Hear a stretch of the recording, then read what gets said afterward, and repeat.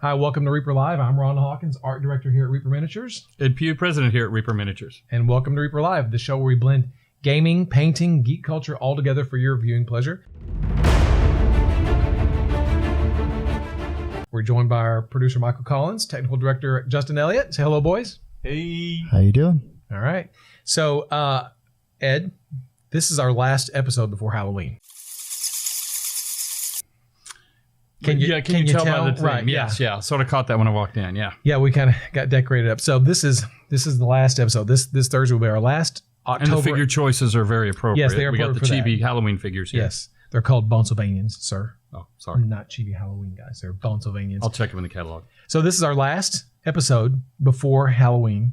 So the next episode that we're going to do will actually be aired in November, right? So October, in the books. Yes. Halloween, gone. So we're going to play up Halloween today with all our cool Halloween paraphernalia. We're even going to talk about Halloween. We're going to do a movie review. We're going to talk about Kickstarter stuff, news, gaming news. Oh, no, yes, all of that. The Hasbro news? Sure. And then eventually we'll even get to the questions of the week, or the question of the week, plus other questions. Yeah. So with that, all right, well, let's paint. So this week we have a fine selection of Bonsylvanian miniatures. And tell them about the and also, ones. These are some of our new releases, the Reaper new releases that went live on Monday, October 22nd. So there's, I forgot the name of these guys. They're brand new. So but they're very Halloween appropriate. They're very Halloween appropriate. And that's when I talked to Julie Guthrie and Bob Rodolfi at ReaperCon and said, we got to have some Halloween figures. So this is the Foul Lurker by Julie Guthrie. Let's see. And then the Gendra Archer by Chris Lewis. The Night Cloak by Kevin Williams. This is the Fell Spirit by Bob Rodolfi, and then this is the Shadow Gaunt by Julie Guthrie as well. So, plus there's a couple other new releases that came out. We have some Tombstones and Bones. We have a new Bones release. Oh, that's good. Tombstones, sculpted by Kevin Williams, and then we also have Halfling by Bobby Jackson, and Persephone, a mythical heroine by Julie Guthrie as well. So we've got a good handful of stuff. They're all very nice. Yeah, good stuff. But we're not painting those today. I know. We're painting the Bonsylvanians. Because it's although we could sneak those in if we I guess if you wanted felt to. so compelled. So with that, let's paint. I'm going to paint. Oh man. Yeah, I know. Oh, I'll go Cthulhu. So last week Pat Keith was here, right? Yes. And that was very enjoyable. It was great. I wish we had a great talk afterwards. It would have been nice if we could have recorded that and put it on. Although then we would all be out of jobs, but still. Instead, we just got in a fist fight in the parking lot with Pat and kicked him out. Well, I was going to leave that part out. Oh, well, just shouldn't say that. Okay. So I'm going to paint Lon here. And who do you have? I've got the Cthulhu. Okay. And so you've already primed these black for us, right? And then dry brush white. Right. Why do you do that? Why that particular method?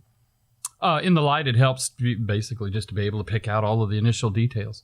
And then depending on what colors you're going to go with, it allows you to be able to get a good base coverage. If you're going to start with the green, that's what I was going to start with. The green will be lighter in the lighter areas and darker in the lower areas, just right off the bat. So when the paint comes through, will you be able to show? Yes, the showing of the paint. It will come through pretty well. So, like I said, this is our Halloween episode. That was the third time. Yeah. We do it three times. We're actually going to talk about what happens if I say it 3 times. Thank God we don't have a mirror. What are you doing for Halloween this year? Oh, what I always do. I'll grab a car, put it in the driveway, get a smoke machine, put a skeleton in the driving it, and then hand out all these little pesky little kids in weird costumes come up with very interesting parents, and we talk and hand out candy and just goof off. Cool. You get a lot of kids in your neighborhood? Yeah, pretty good. We get a good selection. I'll go through a couple of bags of candy. The small kids with the great costumes, they always get the best. Sure. Sure. And then I usually try and shut down before we get to the 20-year-old college kids that are just out trying to get free candy. So I'll get my lights out and stuff and hope they don't, ransack the front of the house. So, well, to that end, you've got a very unique thing you do at Halloween. Yeah, we do. And I don't know. I'm kind of debating whether or not we should. Oh, I'll tell it if you don't. How's that? Okay, Will that make it better if I tell about it? I guess I'm going to tell it. So yeah. We, in our neighborhood, we have lots of kids. We have a lot of kids in our neighborhood. And, a lot of the younger kids, they'll come up with their costumes and stuff. But like you said, you get some teenagers who will show up and they just have on their backpacks and they show up at your door like. And and my costume, I'm a high school kid. Yeah, and so they'll just stand there and like, fork it over, old dude. Yeah. And so they don't say trick or treat, but I'll kind of force their hand. What do you say, kids? What do you say? And if they don't say trick or treat, I'm like, oh. So it does. This is his piece. It's really he and irritating. his wife. So yes. I mean, I love Halloween. Just try. Just try. Just make an attempt to celebrate Halloween.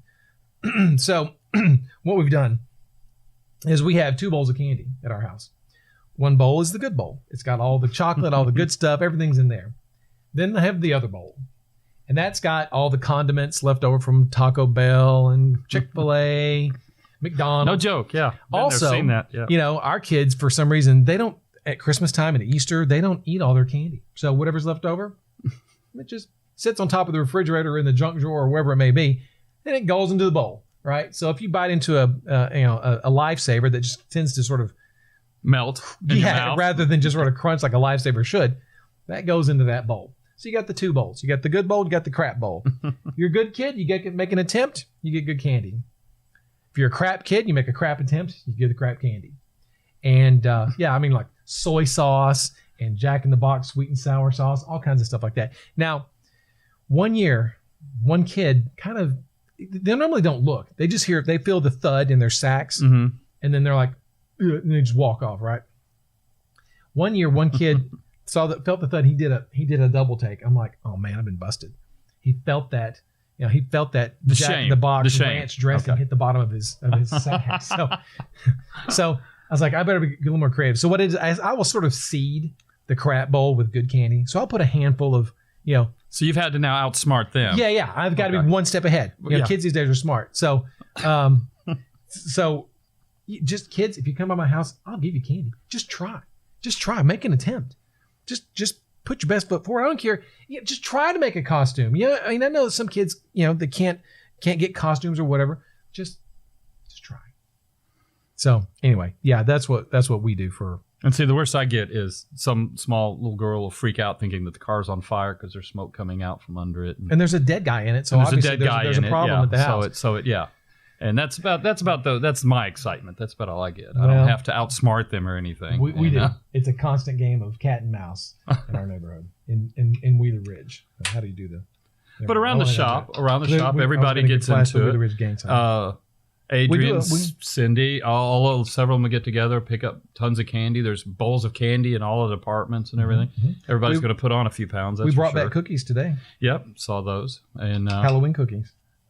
Kind of a thing. So we're it's for us. It's our month. It's our favorite month of the year, hands down, easy. Yeah. It kind of ties in with Reaper's identity, I guess, sort of. Mm-hmm. The Reaper and the skull and all that kind of stuff like that. So yeah, it is our favorite time of the year, and we really like it. So speaking of the Bonsylvanians and October promotions, right now we're running our Ghoulie Bag promotion. Very good, a lot of fun. And so we've been running October promotions for several years now. Right? And yes, he took it anyway. I believe the first promotion we actually ran was the Bonsylvanians, the original 12 Bonsylvanians, right? Right. Then the next year it was such a great success, we did Bonsylvanians 2.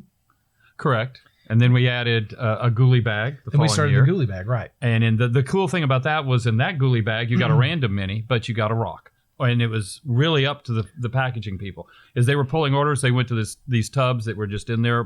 Whatever they pulled is what you got.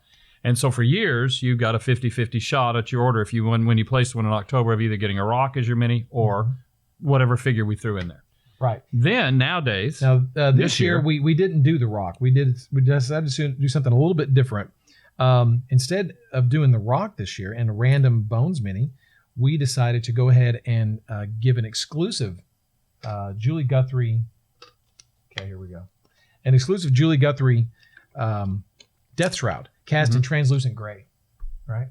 And which is very fun. It's really he's really cool. He's really cool. And the only way you can get this is get a Ghoulie Bag for this month. Yes. And while supplies last. And since, like I said, we're at the end of October, there's not many left. So you might want, if you haven't gotten your Ghoulie Bag yet and your cool Death Shroud. Now, a Ghoulie Bag is exactly what you see here. What's inside of there, you've got paints. That's the fun part of the fun. So in this particular one, we've got fresh blood. And we've also got breast awareness pink. Now, that we do every year. The breast cancer awareness pink we give away every order gets the breast cancer awareness pink. And then there are 2 random colors. And in this particular bag, it had spectral white. That was the 3 colors. And then, of course, it has to be complete. To be complete, you've got the candy. Right. So that's a ghoulie bag. Right. And the breast cancer awareness is free with any order, not just in the ghoulie bag. Any order gets the breast cancer awareness pin. Yeah. So this is October. It's that time of month where people need to be aware of these kind of things. So that's we're doing our part to sort of help promote breast cancer awareness. That works. Okay. Speaking of Halloween, what did you guys do this weekend? That's our cue. That's our cue for a new segment here on Reaper Live called Fanfare, Graphics, and Music. Keep going, man. You gotta go. The Reaper movie review. We're gonna review movies on this show. Oh, okay. Are you okay with that? Yes, I can handle that. That works out well because I went to go see a movie this weekend. How strange. Yes. Wow, that's just how And guess coincidental. what? You'll never guess what it was. It was Halloween. Really? Yes. I was gonna guess My Pretty Pony or whatever, something like that. No, you saw. Yes, we saw Halloween. That was part of our homework this weekend, was to go see the new Halloween movie. Did you guys see Halloween? No, I don't watch horror flicks. That's right. Okay, he doesn't. I didn't even put pants on this weekend. Okay. I thought that was everybody's homework. How You you put guys gonna pants on? chime Yeah, I in? did. No. I got my homework done. Chime in with the movie review. All right. Fine. Y'all are out. Let's talk about Halloween. You go ahead. You want to start? First off, I really liked it. Set up the movie. Set up the movie real quick. It's a reboot. It's all they've done. Without getting into it, but it's a very well done reboot, I believe. They pay homage to some of the scenes out of the original movies. That's a good setup. Of course, the baddies, the goodies, they're all there. The one favorite one I saw that came back was the sheriff. I wasn't expecting. Everybody knows Jamie Lee Curtis is going to be in the Scream Queen, but I just didn't expect the sheriff to be in there. Saw him, so that was old home week. What was the sheriff's name? I don't remember. Don't care. He's a sheriff. Hawkins. Yeah. Frank Hawkins. Oh, I see. Ron Hawkins. God, how could I get that? Frank Hawkins. And I guess you're also going to tell us he announced himself the wrong way, but his badge on his vest and all that stuff. Never mind. We won't get into that. That starts to get into a spoiler. Anyway, the best part I thought out of the whole movie actually was the new soundtrack. The soundtrack was incredible. Let's see. The characters were well. I just enjoyed the whole thing. There was some awkward stuff. Speaking of the soundtrack, you know the iconic Halloween music, tubular bells, whatever, that kind of thing. That little bit, yeah. Do you know who wrote that? No, John Carpenter. Oh, John Carpenter composed that. Well, that's probably why you hear it again, because he's going to get royalties a second flip. Still, it's an iconic. Oh yeah, but they took it to the next level. It really did. It was good. They modernized it. Jamie Lee Curtis, she reprised her role really well. Laurie Strode. The only weird one that I thought was a weird scene was she's clearing a house with a gun, and she happens to be using looks like a Colt lever action. And I thought, of all of the guns on the planet to clear a house with, that would not be mine. And I'd definitely cut my pies a little tighter. But anyway, she did her whole thing. So anyway. Gun nerd. I know. So go ahead. Now, what's your part? Yeah, no. So basically what happened, and I'll try not to divulge any spoilers, but what happened in 1978 when Halloween came out, Jamie Lee Curtis played Laurie Strode, who was the main character in the film, who is stalked by Michael Myers, this who turned out, when he was a young boy, murdered his sister, Judith Myers, on Halloween night. Went away for a long time, and then he got out. Is it correct? He got out on Halloween night in 1978, and then I read this. Originally, the working title for Halloween was The Babysitter Murders. Whatever. That would make sense. Yeah, sure it would. And there were a lot of callbacks from this year's Halloween to the 1978 Halloween. Oh, very much. Very much. A lot of scenes, a lot of, like you said, the reflection. The reflection in the window was a good scene to repeat. And especially the two little kids running down the sidewalk, bumping into him, and he's just standing there like a stone statue. Yeah. So there's a lot of callbacks to the original. If you haven't seen the original Halloween from 1978, that's a great movie. That sort of set the tone for all modern horror movies. Or the slasher for several series. years. For several years until they finally, things started changing. But I thought it was really great. Jamie Lee Curtis did a great job. All the characters that came back, Sheriff Hawkins is a recall, or one of the original characters. I can see why you'd be rooting for him. Yeah, he was great. But yeah, it left room at the end. This is not a spoiler. I think it left room for a potential sequel. there at the end. Well, it didn't leave room. It left this huge gaping hole that you couldn't help but see the fact that, yes, there's going to be a good sequel. Well, and this is a Blumhouse movie, so they're kind of redefining the way horror movies are done even now. And I believe John Carpenter was the executive producer on this show. There were a couple of executive. That's one of the things Brother Dave noted when we were there watching it, that there were 10 executive producers He's not a in the credits. So it was a well-produced movie, to say the least. Anyway, I liked it. I gave it a thumbs up. I'd go back. Out of 5 stars, what do you give it out of 5 stars? Oh, I'd give it a 9. You know. Wow, 9 out of 5 stars. That's pretty for good. just a rollback. Yeah, I mean, it was very good. I was entertained. That's really, and I'll be honest with you, I've got a very low threshold for entertainment anyway.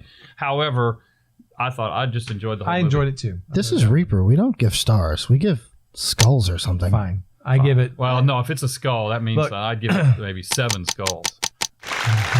Stars are cheap, right? Stars are everywhere. Yeah, they print those on cups. I'm going to give it 75% out of 100. You go the Rotten Tomatoes route. I'm going to give it 3.5 stars. Okay. Out of 5. Yeah. How many skulls? 3.5 skulls out of 5 skulls. Okay. It's pretty good. I thought it was good. The original, nothing beats the original. That was really great. So there were some really creepy moments. You don't even remember. Can you remember the sheriff's name? Yeah, I do see it. Did you see it when you were in high school? Yes. It was a standard. You were just out of high school, right? When did you graduate high school? 77? 77. Okay, so this is 78, so it was right around that time. Right in that time. Is that the only time you saw it? No. Well, for a lot of years, because we didn't have Netflix and HBO, sure. Did you have long hair? Never. 78? No. I definitely skipped the mullet period. But not by much, right? Did you drive cars? Fast cars? Yes. Drag race? Yes. Okay, not for movie. Now we got all that out of the way. Okay. Well, I just wanted to go back to 1978 just for a minute. No, it was part of the culture at the time. You had to. It was like when Jaws came out. You had to go see it. That was just no. But I will say, for shock value, I thought that Jaws really got me a lot more in some of their scenes when they found like the head popped out of the hole in the boat through there. And no, I don't remember their names either. So they didn't make returns in Jaws 2. Yeah.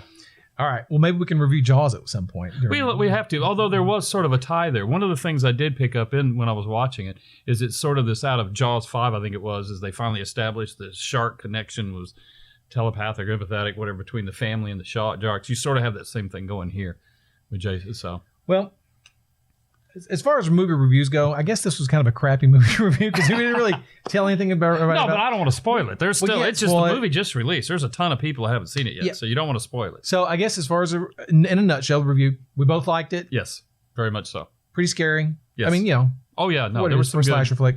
Yeah. Gory, scary. Some were predictable scenes, but there were definitely a fair share of unpredictable. I'd say go see it. I'd say go see it for sure. Well, that wraps up our monthly Reaper movie review. How about some industry news, guys? Monthly. Yeah, I thought you were going to say just. Well, I mean, it'll be whenever we decide to go see movies, right? Maybe once a month, maybe twice a month. But guess what we are going to do now? Like Justin just said. Industry news. Let's talk about some industry news. Did you catch the Hasbro? No. What's going on with Hasbro? There's a thing in the newspaper about, or in the news feeds about Hasbro. He actually knows because he actually sent it to me in an email. Okay. But you know what? Dumb. No, really. What happened with Hasbro? Yeah, but he didn't read it. I can tell you that much. I read it. Oh, yeah. Okay. Why would I not read it? So anyway, Hasbro sales are down. That was the whole title of the thing. Hasbro sales are down because Toys R Us closed. Okay, great. Another giant is off the landscape. However, and that wasn't really being Hasbro who they are and Mattel, that's not unpredictable. However, the one that caught my attention was that their international sales are down 24%. That really has nothing to do a whole lot with the Toys R Us, and they even say in there that there have had trends, overseas trends have changed on them. I think more than anything, what it's doing is setting up the fact that they just have to adjust how that they sell to the public, how they engage the customers, everything about it. That particular business model is just really becoming antiquated. And that's some of the damage that we will see in our industry is a lot of this stuff, if they don't sort it out, passes.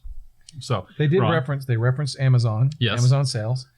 They also referenced... But on Amazon, they referenced the fact that it was Amazon sellers that were taking the same product from Hasbro and selling it, and not necessarily Toys R Us. Right. They also referenced a lot of gamers these days are playing online games, computer games. Right. Not doing... I mean, in our industry, we have a ton of board game players and RPG players and things like that.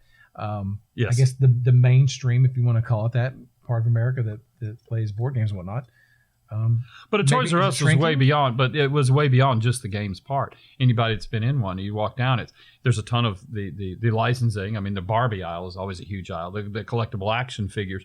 There's just a whole lot of nerddom there.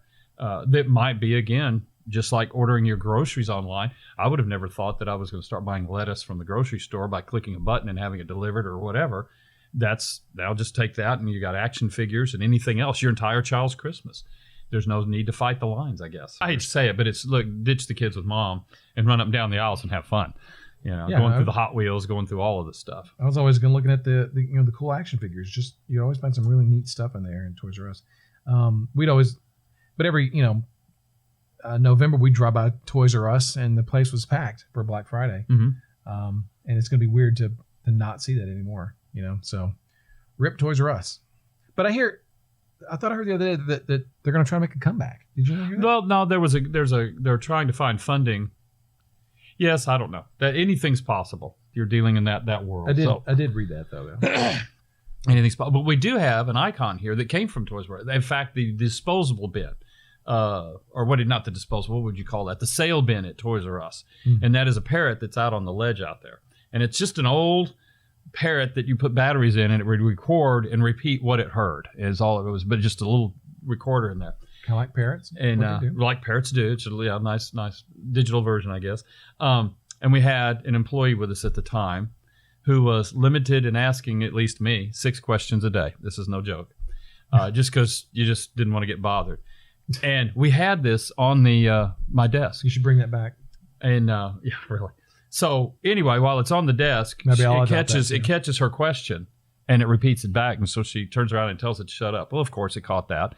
She in turn yells, "Shut up." She got into an argument with it. At that point, it became lore for Reaper. And we've had it ever since, and it sits out there now. So come take a tour at Reaper. You can see You'll be able to see the parrot that argues with you. Yes. So anyway, that's my Toys R Us kind of stuff. What have we seen in Kickstarter? Did we see? I've been going.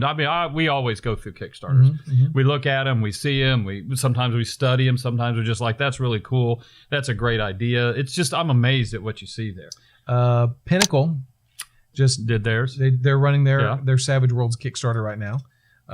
Savage Worlds Adventure Edition is what it's called, and I believe they funded in about 5 minutes. Wow! So they funded pretty quickly. Wow! Yeah, and they're up to about $265,000, $270,000, something like that. And I believe they're going through mid-November. So they did really good. Oh, wow. So that just kicked off. Now, is this backwards compatible? Like with everything else, we can do World War I. We can do whatever we want to do. Right. So what they've done is they've taken the Savage Worlds rules and they've made them backwards compatible. And they've sort of updated the look to more their graphic novel look. Oh, that style. Yeah. That's always, I like that. Yeah. That's good. And they've given players an option to, you can get the box or the book by itself or, the PDF, or you can get the essentials box. And I like that. That's like our Kickstarters. I like that in a Kickstarter where it's more modular. I get to choose what I want. It's not you can have box A, box B, or box A and B. Pick your choice. When they let you get in and have some fun. What was all is it? Did he have any minis in this one? I don't think so. Did he? I remember going through it. He had, and if you get the essentials box, you get like a screen and some cards and some bennies, which is germane to Savage Worlds. So really all the trappings you'd expect. Yeah, all the cool stuff you need. Yeah, that you'd find in a. And Savage Worlds is great. And it's always going to be well illustrated and well written. Sure. Shane has been in the industry, Deadlands early on, all his stuff. He's also not only responsible for that part of your youth, he's also been a key instrumental in all of the computer games have played in the past and playing now. So yes, you'll enjoy it if you're into that. Yeah, so Savage Worlds, they've done really, really well. So that's going on. Our buddy Tim Prow. Oh, yeah. He's done work for us. He's done work for several sculpting companies. Cornerstone in the industry, Heartbreaker, all kinds of companies like that. He's running a Kickstarter. Die Hard Miniatures. Oh, yeah. Okay, yes. No, I did see that one. I didn't realize Tim was running that one. Yeah, it's called Law and Disorder. Yeah. It's his new Kickstarter. It's super villains and... it's villains and heroes, basically. Heroes. Good versus evil. Yeah. And I believe he's up to about $8,000, and his runs through the 6th of November, I believe. It looked a lot of fun. I liked the art, and I've always liked his art, his 2D art style. I've always liked that as well. And but now that's very good. That's very good. Yeah, so he's doing well. But now also to an industry news, there was a big announcement this weekend from Reaper that some refer to as the world's longest convention, which I think that would be sort of fun to do. But anyway, Ron, what happened there? So we extended our contract with the Embassy Suites by Embassy Suites by Hilton Denton Convention Center. They're got to be paying you to say all this, right? It's like a very scripted. I must get it right. So Better get it right. Better get it right. But that's what it's called. We extended our contract with them, so now we have a home here in Denton at the Denton Convention Center for the next 5 years. So ReaperCon 2019 will be here through 2023. Yeah, that's very good. So and an amazing place, absolutely an amazing group of people to work with, as well as just an amazing facility and brand new. That's I think so. A lot of the state of the art is there as far as all for the audio, for the lighting, and the acoustics. Everything was really nice. Yeah, and Adrian's been working really closely with those guys to make us a good home there, and so she just finalized that contract last week, and now we have a home. And for those, I think right now is Essen show in Germany. That's another bit. That's going on right That's now. either I know a lot of people I know are traveling over there. That'll be going on soon if it's not already. Yeah, I saw they were setting up week. and stuff like that. Yeah, it's this week. Mike Webb, I always follow him. He's heading over there. He's with Alliance, so that's a big one for them. Mm-hmm. Huge show. Essen's huge. So I hear. Yeah, that's it. So anyway, it's not as big as ReaperCon, but no. Well, come on. Well, I think we should probably go to some questions now. Okay. It's great to hear that announcement from Reapers. So Yeah. I hope you guys really want to. Yeah. You enjoyed attending very, that very place. good. I cannot talk about it. It's awesome. But it's definitely time for some questions. Well, I think we should do our question of the day first. What do you guys think? Question of the week. Week. I'm sorry. Dun, Yeah. dun, dun. Dun, dun, dun. You want to have a cool graphic for that?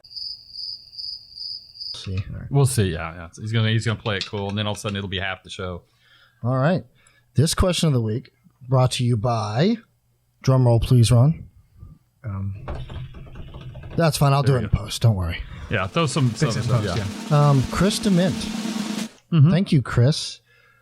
In a miniature world so heavily. Creamed a bit? Sorry. I don't think he appreciates that, Ron. Yeah. Really.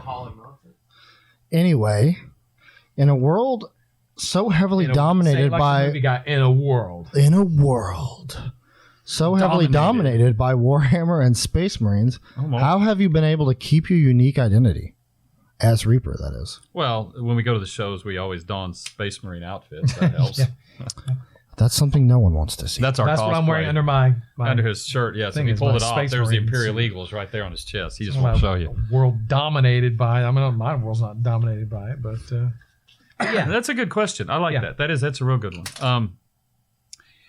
From my position, a lot of how we've been able to coexist for 25 years. GW's been around longer. I think I ran across them first time in 1984. Although at that, I don't remember their iteration then. They went through a lot of morphing. they were Citadel. Citadel Miniatures as well as Games Workshop, and they were doing the White Dwarf at that time was all like the old Dragon magazines from TSR WotC those days. And so anyway, is that our direction, what we do, try and create, is just great miniatures just to have fun and play with. You want to put them in that game, great. You want to put them in this game, fine. If you want to put it over here, that's all fine. But our focus has never really been on the structure of, we've got to create X to fit this storyline, to fit into our world or a world, to be able to play this game this way. So we're really just almost two different companies in a sense, in a structural way, that everything they build is just vertical and inside of their cube, their box. So their art, their background, their stories, everything revolves around their world, just complete vertical integration. Not unlike we were talking as Victoria's Secret, same way. They have their own stores, they have their own lingerie line, they have everything, just complete vertical integration. So we're over here just doing our thing. And it really about the only thing we really have in common at the end of the day is we both use figures to express what it is we're creating and doing. And that's really about, for me at least, the most thing in common is at that area. But past that, there's not really. So I wouldn't say it's dominated. I mean, they're obviously a huge company, Yeah, they're publicly huge. traded, Right. kind of a thing. But a lot of our stuff would never fit in there. And while there's a lot of their stuff, when you look at a pure painters crowd they don't play games with, you're going to find people will paint you. I've painted it. You're always going to find something's cool, but I'm not going to sit down and paint, an entire kill team, I'll sit down and paint one mini out of it and think, or whatever. That was fun. I've done that, been there, done that, and I'll move on. So I think it's sort of a different of just how we want to enjoy the hobby. Ron, what do you got? Okay, time's up. We do what we do, right? Yeah. We don't really worry about what other companies are doing.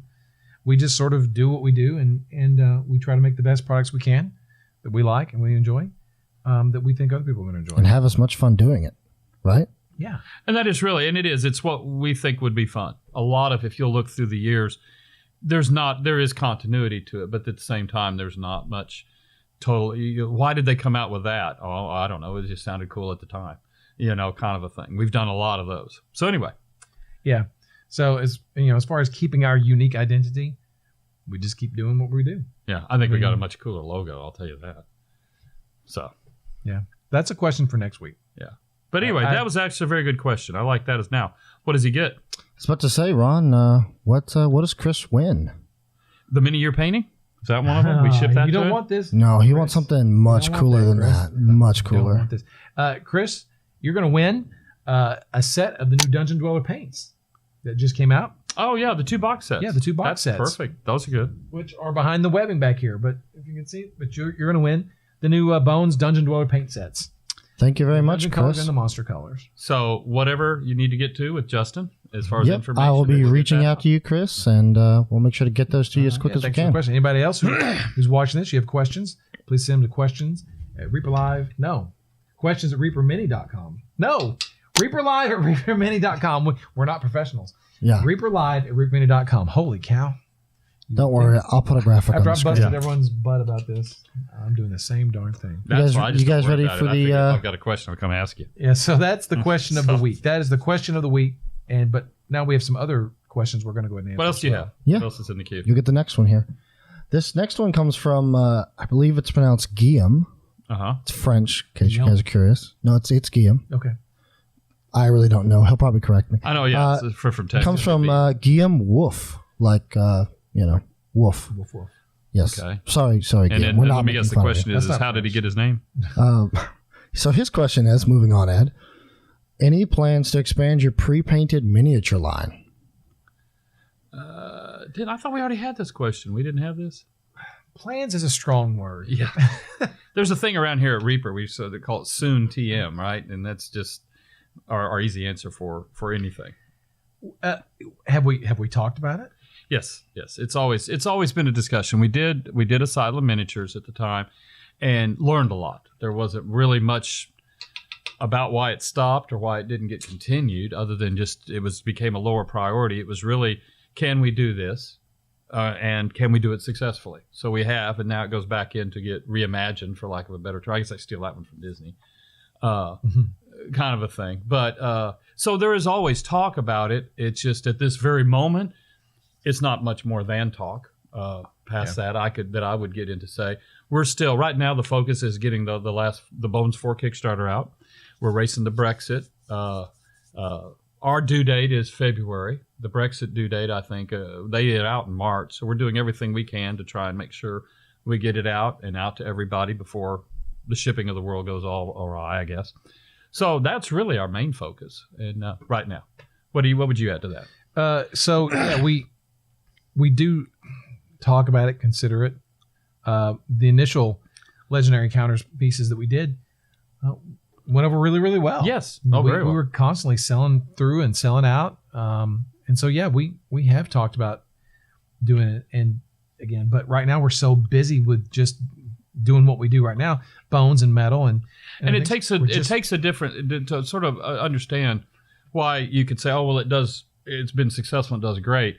However, but we've passed it up. Yeah. Part of it, a lot of what it was, is that it's an entirely different logistics chain that doesn't necessarily overlay directly into our flow of how we do things.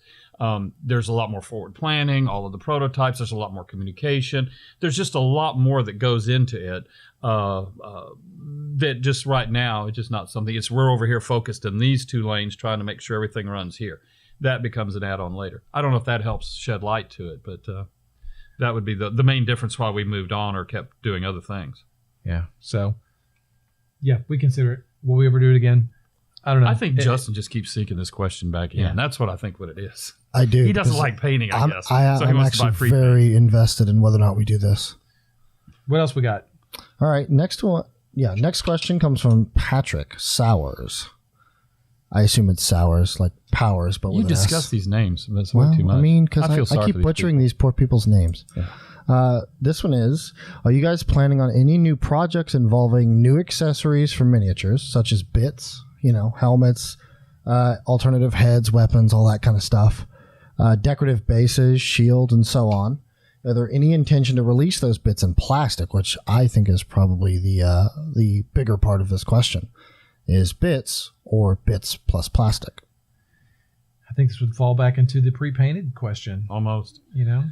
Bits are, yes, that is a very popular aspect. We had metal bits for years.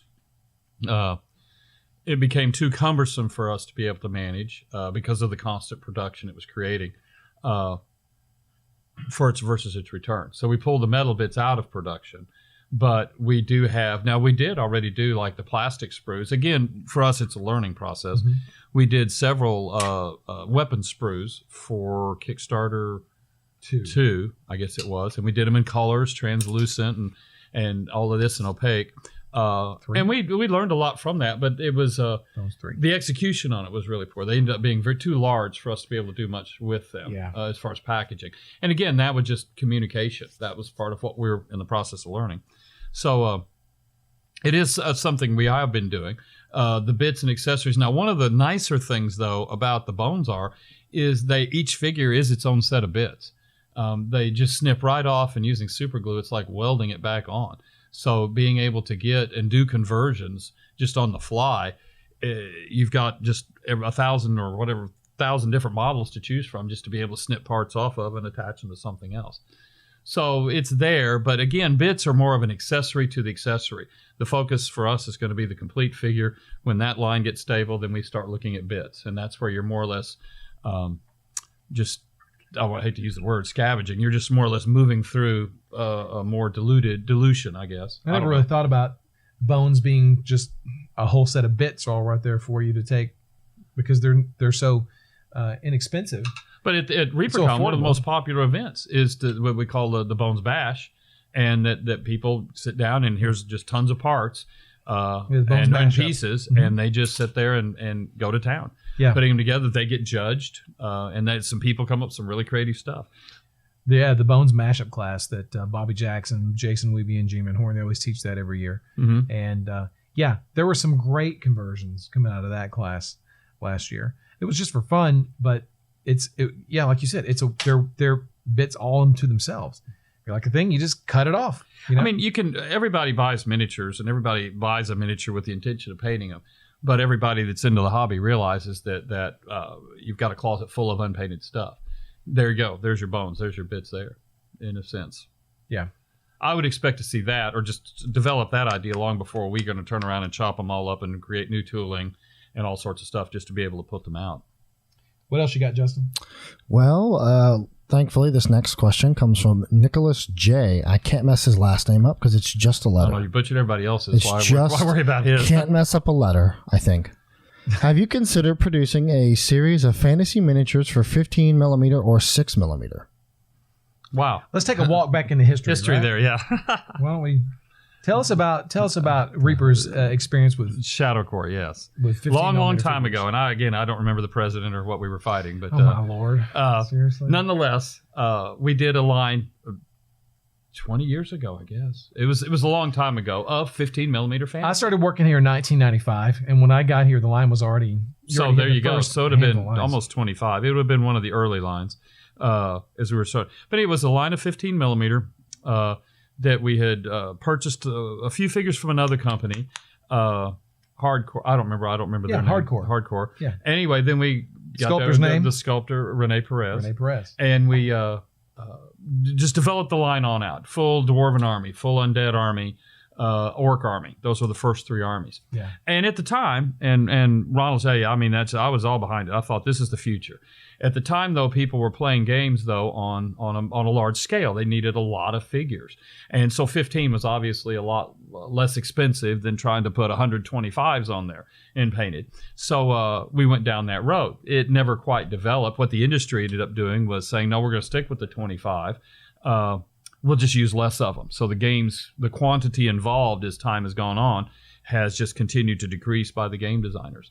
So they're still playing in 25. They're just down to, games that involve 6 or 8 or a dozen models. You're not building these 300 and 400 figure armies. Whoa. So we sold the line off, I don't know, whenever that was to Don Perrin Miniatures. And the main reason is that he serviced those clients. That were in tune to, I want to build armies, I want to build smaller, all of this stuff. So it was really a perfect product mix for him. So when we disposed of the line, that was who we sold it to, and he was able to dig it with them. Now, I haven't looked for it in years, so I don't know where it is now. I know Don's still around. But there's your answer. So we did jump into that in 15 millimeter. What was the other scale? 6? 6 is a really tough one. That would be, I think GW did a 6 for a while. No, yeah, something like that. I never really knew the scale, but I think theirs was around that level of about a 6 in that area. So, I mean, and it is. There's a good following for it. Again, we're just busy doing what we do. And if we develop things like that we just aren't going to want to pursue or follow, like the Dungeon Dwellers, like the Cav, we'll go find a home for it.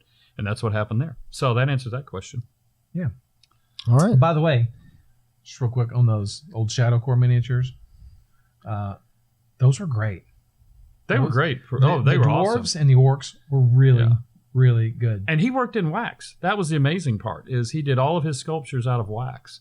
And they were extremely animated. He would send these brass masters in that we would have brass to deal with. masters. Yeah. Those were really cool. Those are some really, really good figures. Rene Perez sculpted those. And I wish we'd kind of released the Dwarven War Engine. Mm-hmm. Some of the orcs. Those were good figures. And again, I wonder if Don Perrin ever did anything with those. I'm sure he did, but I never followed it after really that. Good. We just got busy and ran in a different direction. Yep, really good. You guys ready for your last question? Yes. This next question comes in from username GoneBroke61. Okay. He wants to know, do you think in the current economic environment, do you feel that bond yields will rise or fall? Oh, that's a Ron question. Fall. Definitely fall. Fall. Please, Ron. There's no way they're going to go up. Please back your statement. We're out of He's time. like that teacher where you have to. Oh, you we're out can't of just time. show him the answer. You got to show your work. We're out of Yes. time. Sorry. All right. So, Obviously, you're one depraved individual, Mr. Anonymous, or you're in the wrong channel or emailing the wrong group for an investment. You guys did say ask us anything. I know. you can ask all you want. You're not going to get the answer you Well, want. this guy, I'm sure, whoever you are, girl or guy, you get your investment 401k investment advice from those little signs at the intersections that are handwritten. Call me. Yeah. Yeah. Look for the whatever. nearest sign flipper. Damn, that's a Wayback Machine. Okay. So the bond market. You're not going to answer Why would I that. say? You're Yeah, not well, answering I'll that. answer it. I'll No, answer it. don't actually answer this. Please don't answer No, this. no, wait, no. He We're asked. out of time. It's We're really asked. out of time. We're out of We got to No, let no, these no, minutes no. dry. If he's asked it, it's going to get answered. Okay. So bottom line here is it's a stable market with institutional investors, and you're going to buy against a yield. And right now the stock market is going bonkers. And that money, to entice those people to spend their time in buying bonds, they're going to have to raise the yields. It's probably going to have to go up, I guess, substantially. So now that I've shown my work, I will agree with Ron, and I would have to say that, yes, they're going to go up. There you go. There you go. So there you go. Whatever, for fuck's sake. Hey, now I get to use my bleep. Whatever. No, leave that one in there. It's time to let these minis. It is. Why don't you go ahead and Yes, that among other talk things. about your progress? Is everything on the wheel for them to see? Yeah. It's Yes, as good as they're going to get. Going to get for this week. How well do you guys think you did with these chibis? They're Are not we chibis, talking they're stars Pennsylvanians. or Some of them are skulls? chibis. Or are we talking Rotten Tomatoes a percentage? Look. It's just they're fine. They're fine. They're not going to be. We're not going to be. This one here. This one is the best That's painted the one best of all. one. Yeah, that is the There we best go. one here. That one there. That's the guy. That was the winner. What? Then why don't you send these amazing people off into a good weekend? Yeah. Ron? All right. Okay, All well, right. thanks for watching. Thank you very Make sure to keep up with us on reapermania.com. And all our social medias. We have YouTube, Twitch, Facebook, Twitter, Instagram. Heart us, like us. I don't know. Thumb down us. I don't care. all Just that. get there and have some fun and watch it. All that stuff. All that stuff. Make sure to send all your questions to us at reaperlive@reapermini.com, right? I got Yes. that right that time? Also, too, any suggestions you'd have, if there are any particular guests. We've got a lot of artists we're lining up and some industry people we're lining up. But if there's anybody in particular you'd like as a guest, like last week we had Patrick Keith here, and that y'all would like to know, let us shoot us a Drop us name. a If line. we can find them and get them and convince them, Maybe We'll even get 'em some cool cosplayers. We'll see. I guess. Maybe so. Yeah, I don't know. You got anybody in mind? Maybe a couple. I know we have a couple Hey. cosplayers here at the shop. Tell you what, Okay. and you already know this. November and December, chock full of guests. Chock full of guests. Yes. Great guests. Yes. Actual painters. Not- Yeah, that's not going to be us, tough. That's just going to be real- tough real with them around. painters. Yeah. So It's gonna be great. anyway, if y'all have any Announcements suggestions, we soon. would love to hear it.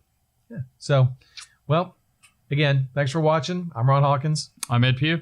See you next week. Bye. Thanks Bye. for joining us, folks.